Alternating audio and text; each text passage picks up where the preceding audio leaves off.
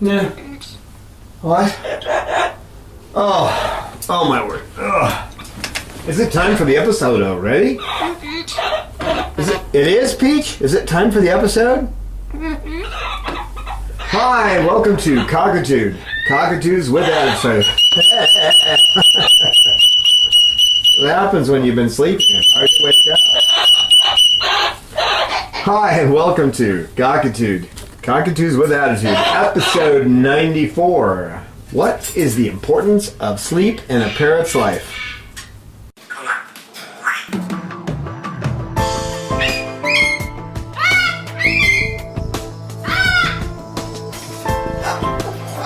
Science knowledge only adds to the excitement, the mystery, and the awe of a flower. Evidence is evidence. It's public. Everybody can look at the evidence and assess it, and eventually, if there's enough evidence, come to the same conclusion.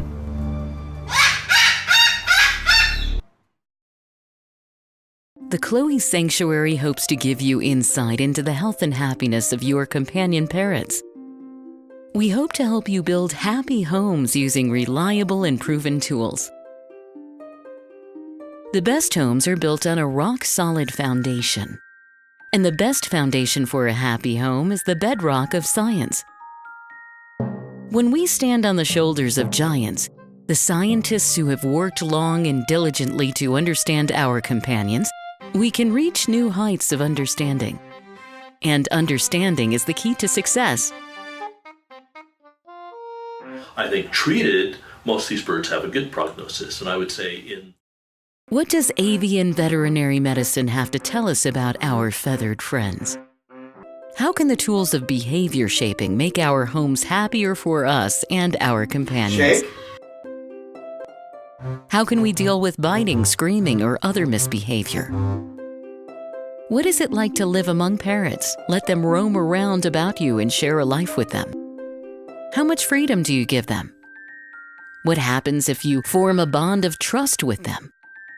Watch and see what understanding their true nature can do for you. Come with us on a journey as we do more than examine a parrot's world. We live in it. Make some popcorn and bring in a few wood blocks. Let everyone have something to chew and a comfortable place to perch. Cockatude is a presentation of the Chloe Sanctuary for Parrots and Cockatoos, a nonprofit charity dedicated to the empowerment of captive parrots and public awareness. Do they dream?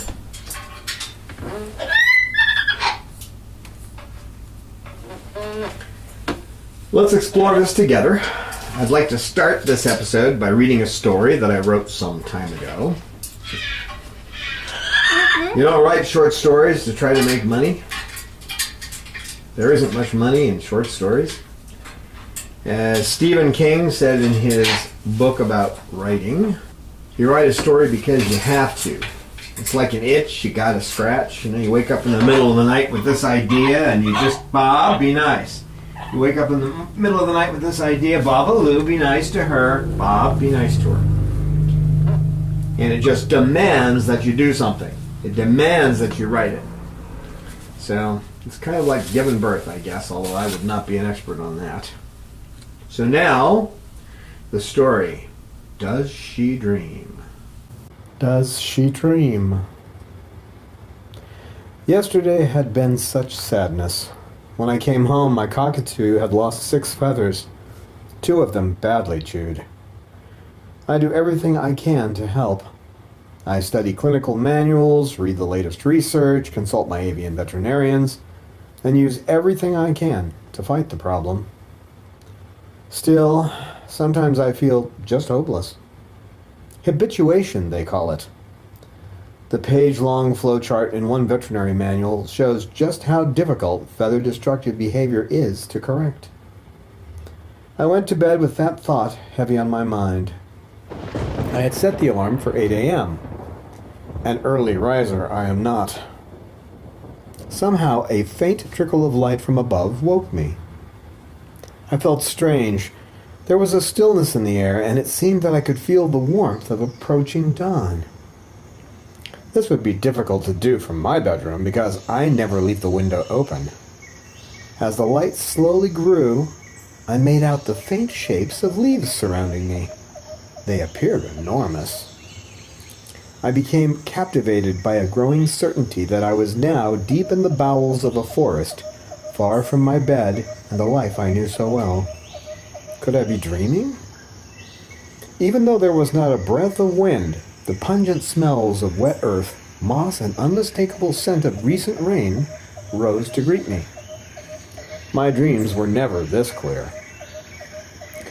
I wanted to turn and look around, but my body would not heed my call. I could have sworn that my mother taught me this. This could not be. My mother hated camping trips. What was I thinking?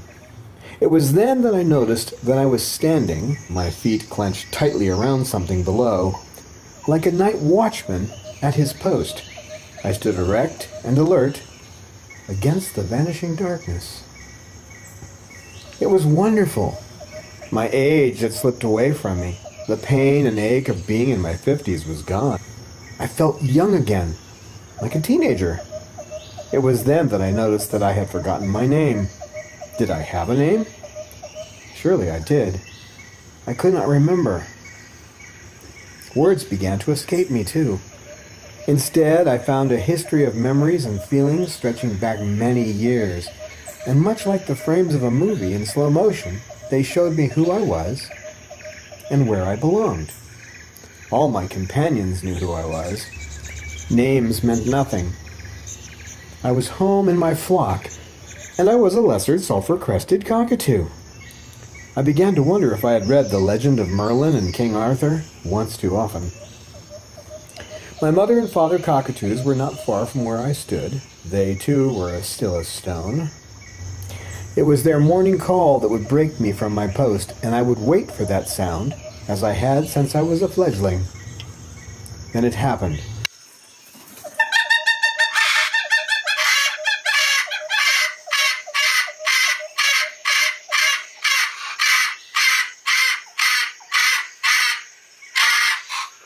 A single shout broke the moment.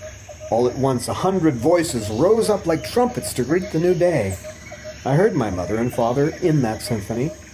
My voice rose to meet theirs. The new day had begun. The light was weak, but my eyes were amazing. Because I could see into the ultraviolet, the world had a beautiful glow to it. I turned them to find my mother roosting in the ironwood tree only a moment's flight from me. Her eyes surveyed our world, searching for predators. I did the same.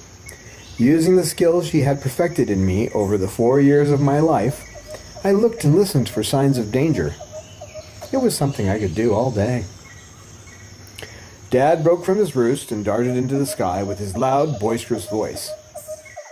Then our flock clambered into the air with sound and fury. After circling briefly, we each chose a roost, close to the others, and from these vantage points we examined the land below. We spoke to one another by subtle body movements, and only rarely punctuated these speeches with an outcry. Hunger began its daily call. We descended together to forage. In groups, we performed the age-old rite of taking nourishment. My mother concerned herself with teaching my new brothers and sisters what to eat and how to survey for predators. Like a ballet dancer, her body taught clearly, in words no human could ever understand, the beauty and danger of the forest. It is this dance of life that passes our culture from one generation to another. It is her dance of life that leads me to the food that I eat, the safe perches on which I stand, and the roosts I keep at night. Even now her gaze falls on me. Soon I will be 5 years old and ready to take on a life partner. But our bond will never break. We took to the sky many times that day. Whenever danger threatened, we moved in a flurry of white wings, with great pomp and circumstance. In moments of danger, a vague memory of human hands arose in my mind, but I pushed it away. What could compare with wings? What could compare to soaring free in the sky with your family? While we were foraging, I took time to examine my body with my new eyes. Strangely, memories of my studies as a human returned. Unlike humans, I found I could see clearly no matter what direction my eyes were facing, and I did not need to focus on any single thing. I found myself stretching out my right wing and foot, and then the other wing and foot. My flight and tail contour feathers received attention first, and then I worked on the semi-plumes and the down feathers that helped to keep me safe from the weather. I turned my attention to my back. With the 27 vertebrae in my neck, this was an easy task. This is what I did. I gently pulled the base of each feather, checking for the keratin sheath that covers them. When I found a sheath, I carefully removed the upper part, staying clear of the blood supply below. Then I preened the feather to bring out its fullness and locked the hook barbs in place that provide the strength and shape to the contour feathers. One of my sisters approached and allopreened me. She cleaned my crown and feathers and dressed them nicely. After all, I can't reach them. I returned the favor, and then she flew off to be with the others. I continued my examination. My spine was fused from the shoulders to the tail, just like I had read in my former life. A fused spine gives the support needed to chest muscles to allow for strenuous but wonderful joy in free flight. There is nothing to compare with beating your wings against the wind and soaring above the earth. We also rely on flight for needed exercise, much as some humans rely on swimming pools. I felt the air passing through my lungs, and it thrilled me with the oxygen it gave. In this body, the air tasted as thick as nectar. I remembered that this had to do with the air passing directly into the bloodstream. This is also a reason we must fly away from fumes or smoke. There are more wonders. 5 air sacs give me a buoyancy to take flight. When I'm flying, my lungs work like billows to force the air in and out of my body. A racehorse knows the exhilaration that I feel in flight. There is nothing like the feeling of belonging, of being a part of the flock. I was among my own kind. As the sun reached meridian height, we each found our places for our daily nap. In these well-hidden perches we slept. It would be a mighty predator indeed that could find and devour us there. Our only defense at night is to plummet to the ground below. We awoke to the sun lowering in the sky, and we began foraging again. We spent the next 2 hours eating, playing, and tearing wood into pieces. I looked at my feet. My feet were zygodactyl. I had 2 toes pointing forward and 2 pointing back. I opened and closed my toes and watched them move in unison. I used only 1 muscle in each foot to do this. My nails, made mostly of minerals and keratin, were sharp and helped me cling to branches. A nerve ran down the core of each, making it sensitive to the touch. My beak is calyptorhycnid. That's a fancy way of saying that it can also move from side to side, as well as clamp down. The nut I am popping open right now would take a hammer to break in my whole life. I have nerves in my beak in several places. That's one reason that I am so good at using it. I am a master of applying just the right amount of pressure. I remember the books I studied as a human saying that parrots cannot taste much because they have only about 450 taste buds, while humans have more than 3,000. I think they need more studies to compare quantity to quality. After all, look at what those humans call food. I eat by pushing things with my skilled and powerful tongue against my upper beak and then crushing them with the lower one. There is a special groove in my upper that helps to hold food there.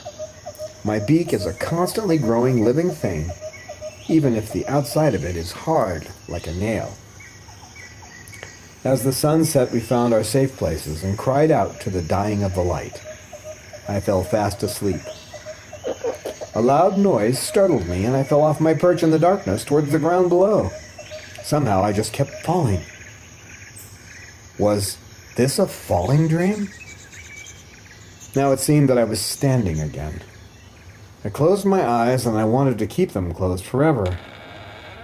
I heard a door creak open. It was that sound that shattered my dream. Do I remember doors? My eyes opened. I saw myself, my old human self, coming over to my cage. For it was now clear that I was a bird locked behind bars.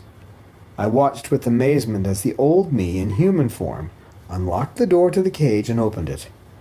I heard his words, but I did not understand them. I had no need. I knew the look of feeding time and the sign language of his movement. I would have liked to fly to the top of the window and to look out at the world as I did in the dream. I knew I could not.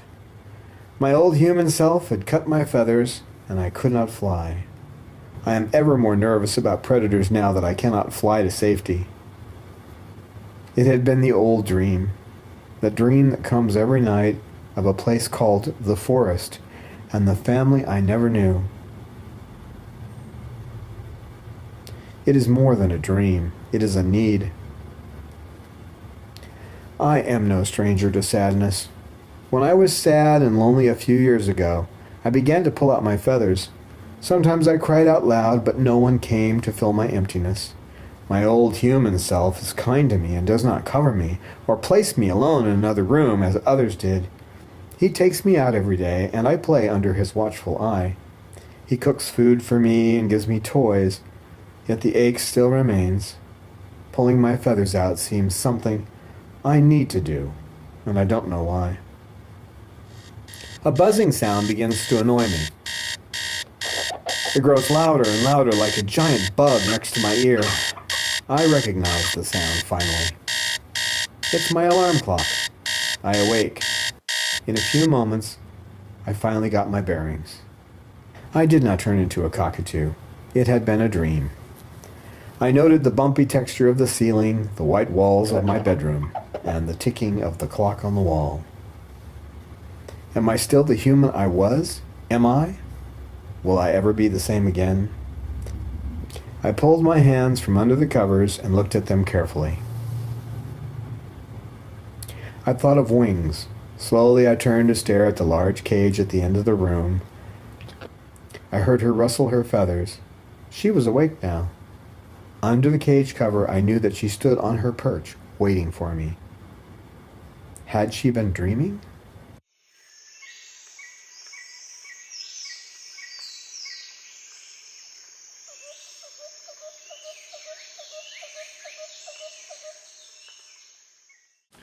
Citizens, parrots in other words, are prey species, and they're only active during the day, although their eyes are far superior to ours in both form and function.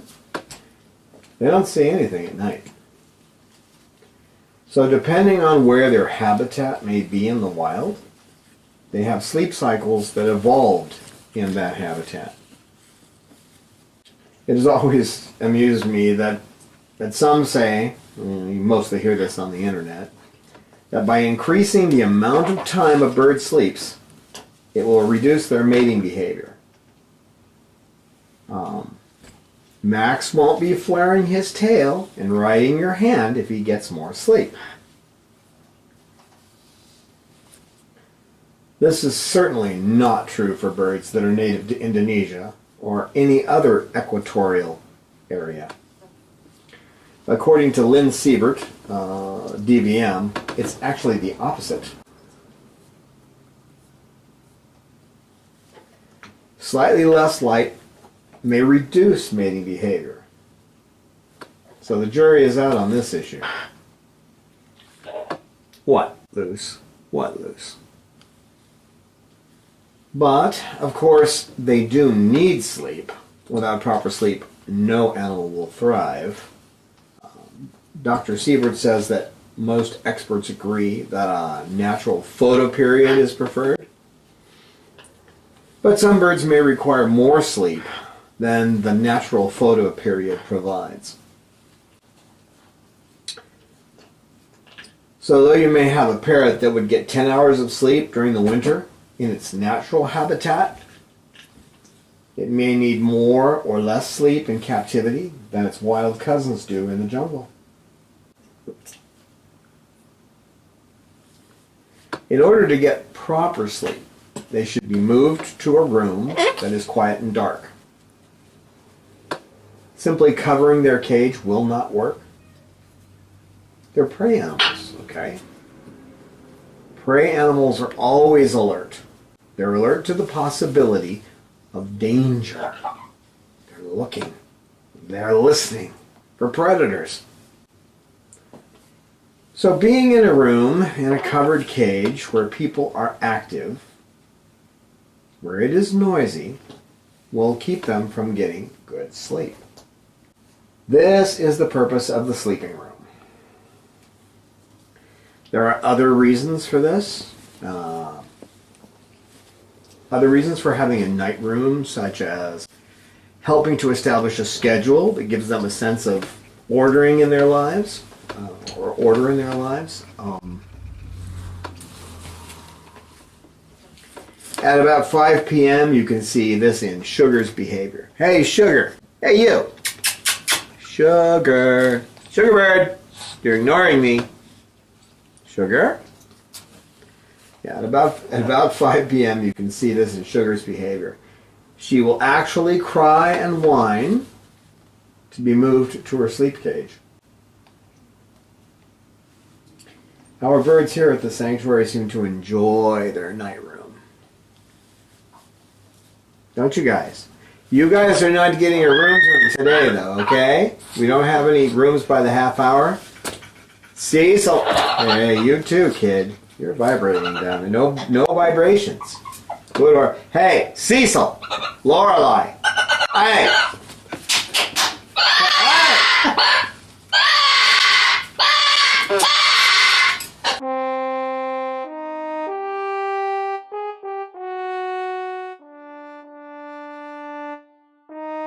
It is ignorance of Bob's nature that turned Babaloo into a living gargoyle. Bob's would-be parents made a hasty choice and found themselves in living hell, torn between guilt and frustration. I have seen the joy in Babaloo's eyes now that he has a new life with me as his companion. To see Babaloo love and trust again is worth the effort of a lifetime. But, once again, Bob is heading toward the pain of separation. My heart nearly broke the day I discovered that he was heading toward a cloacal prolapse, that his life will be cut short. To find love and acceptance and then have it stolen away from you by failing health is too much to bear. We can slow the progress of his failing health, but we can't stop it. He will need several surgeries, and eventually, Babaloo will die. We want to give him the best possible life until that day. His surgeries will become progressively more expensive over time. Won't you please lend Babaloo a hand and donate to his medical fund today? Our donation button is on our webpage at www.chloesanctuary.org. Just be sure to say, "For Bob," in the notes when you donate.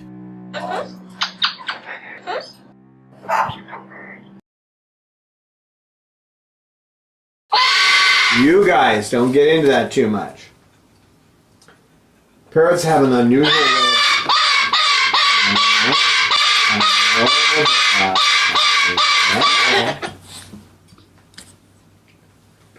unusual way of sleeping. They have what is called unihemispheric slow wave sleep. What the heck does that mean? That means that only one side of their brain ever sleeps at a time. Ever sleeps at a time. One side of their brain maintains a deep sleep cycle, an extremely deep sleep cycle, while the other side remains completely awake. If you pay close attention, you may notice that one eye is slightly open while the other is closed. You two, I have these soft balls. I will throw them if you continue to try to mate up there, okay? No mating behavior, all right? If you just try not to walk on that. So, as I said, if you're paying close attention, you may notice that one eye is slightly open while the other eye is closed at times. This was not always obvious to me, but now that I've studied about it, now that I know about it, I've seen it. This particular type of sleep is common to parrots. Bob, Lou, what are you doing? And a few other prey animals. Right, Bob? Okay, what do you think? You gotta go to the bathroom? Looks like you do. The reason for this makes sense. Being able to immediately take flight to avoid a predator is a huge advantage. What are you doing, Bob? I know how hard it is for me to get out of bed in the morning. And if a tiger showed up, at the foot of my bed, I would probably be its breakfast. Not so with Baba Lou, or Lucy Lou, or Peaches. The wide awake side of their brain would send them into flight almost immediately. Regardless of this unihemispheric sleep, they do need a dark room, and they need quiet to sleep properly at night. Otherwise, they can't achieve the deep EEG sleep required for them to truly rest.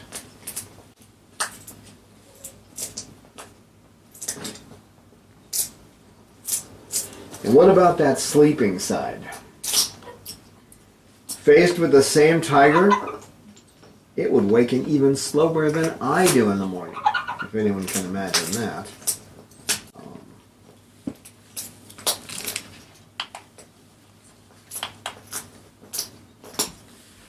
It's like waking up Rumpelstiltskin after 100-year slumber. Parrots raised in equatorial regions get 12 hours of daylight and 12 hours of dark at night. So they don't have mating behavior based on light cycles, as I've already said. If you've been hanging out on Facebook and those parrot groups, I'm sure you've heard something contrary to this. This illustrates that you should not take what you hear in these friendly forums as advice on how to care for your parrots. Discussion is good as long as you always check the facts. When you're checking something, one way to do that is, in your search terms, add DVM, as in Doctor of Veterinary Medicine, okay? Use that as a search word in the middle of your Google search. So when you're searching for articles on sleep and parrots, for example, you would use something like parrots, sleep, DVM. This will help you to find articles that are written by experts in the field instead of people who really don't know what they're talking about. Okay, they don't know the answer because they're not experts in their field. Never forget that the road to hell is paved with good intentions. Right, Bob? Bob, do you have good intentions? You do? Are you sure? Okay. And remember, try not to hitchhike on that road. One issue that may arise infrequently when your bird is sleeping is what we call a night fright. We think that a bird somehow feels that it's being attacked by a predator in the dark. So something spooks them, they think there's a predator, and if they were in the forest, they would just fall to the ground. That's just how they deal with that. In captivity, larger cages, usually with a bunch of stuff in them, toys and perches and all that. Larger cages give them room to thrash around, and they can hurt themselves. They can even break a wing. This is a good reason to have a smaller cage with no hanging toys in their night room. It's also another good reason not to make loud sounds while they're sleeping. So keep those midnight carpenters from adding a kitchen remodel to your house in the middle of the night. Just try to keep it quiet, okay? have them far enough away in a dark room so that they don't get awoken in the middle of the night. Have you ever been deprived of sleep? Say you stayed up long hours because you were preparing for an important exam on the next day? Do you remember how that felt? Now, imagine a week or a month of such sleep deprivation. So when your parrot starts acting like Humphrey Bogart in The Treasure of Sierra Madre, one possibility is that you're not giving your bird the chance to get the sleep it needs. I'm sure that you'll find people on the internet to tell you something different. But remember, rely on experts, okay, and always check your facts. According to the Manual of Parrot Behavior, as a social species, a parrot flock usually sleeps and rests as a group. In general, a flock's waking day begins with sunrise before the first light of the day and ends at sunset. Parrot flocks usually sleep in a roosting area that is distinct from the feeding area where they've spent the day. As dusk approaches, birds return to their roosting area or nearby convenient area. Okay. During the middle of the day, parrots will have a period of quiet time, during which they may sleep or browse. So, from that quote, you have a template. Okay, this is a template for how we should deal with their sleep needs. Note that the Manual of Parrot Behavior clearly says parrots should be provided with a quiet, dark sleeping area, ideally separated from their daytime living area, e.g. a separate small sleep cage and close to 12 hours of nighttime sleep. It's important to check more than one expert source, too. Confirm the information you find with other reliable sources. Because there may be the odd man out there, somebody saying one thing that nobody else agrees with, so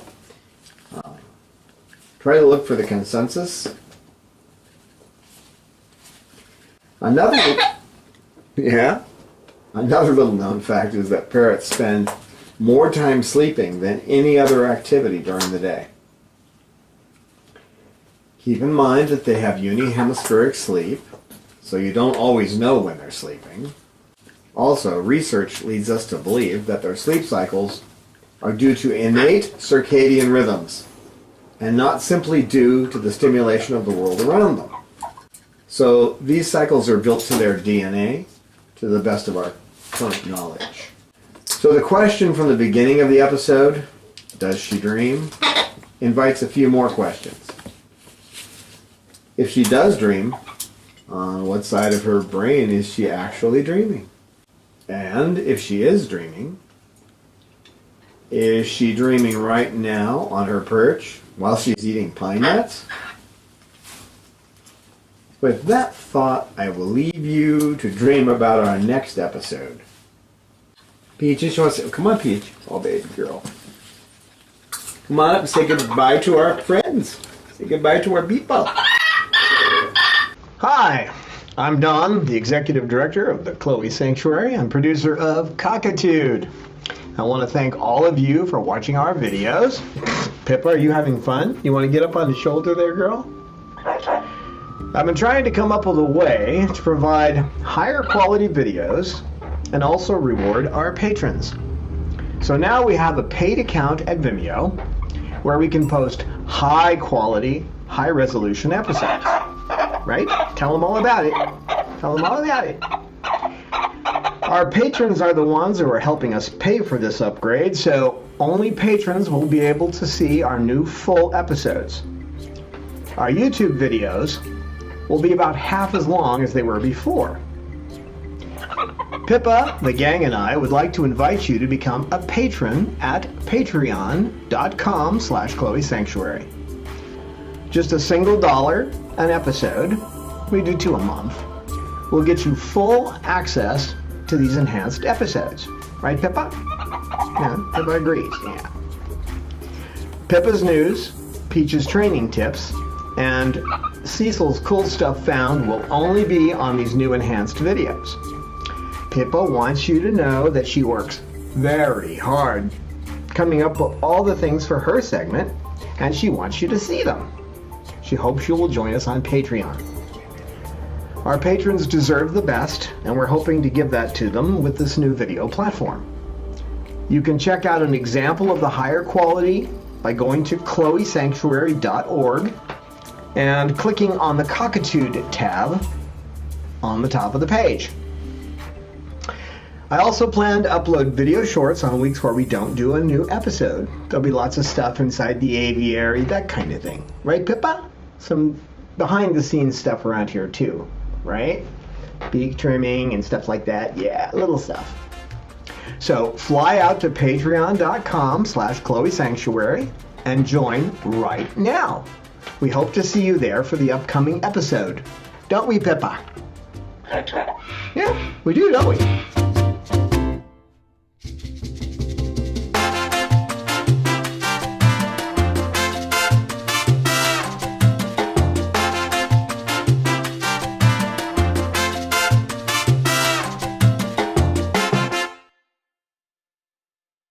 We welcome your feedback on our videos. We look forward to your insights, tips, questions, stories, and pictures. You can email us at cockatude@chloesanctuary.org, reach us on Twitter @Chloe Sanctuary, and join with us on our Facebook Chloe Sanctuary page.